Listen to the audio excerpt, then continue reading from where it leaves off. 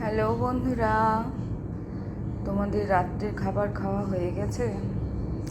আমার তো এখনও হয়নি। এখন ধরো 11টা, পৌনে 11টা বাজে। আমি এখন একটু খাবার নিয়ে বসছি, এখনও বসিনি। খাবারটা ঠিক করলাম মাত্র।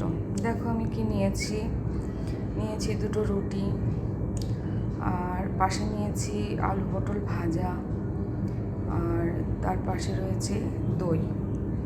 আজকে আমি এটাই খাবো রাত্রে।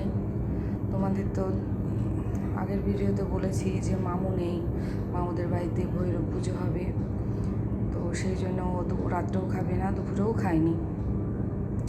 তো যাই হোক, এটাই আজকে আমার রাত্রের খাবার। তোমরা সবাই ভালো থেকো, ঈশ্বরের কৃপায় তোমরা খুব ভালো থেকো।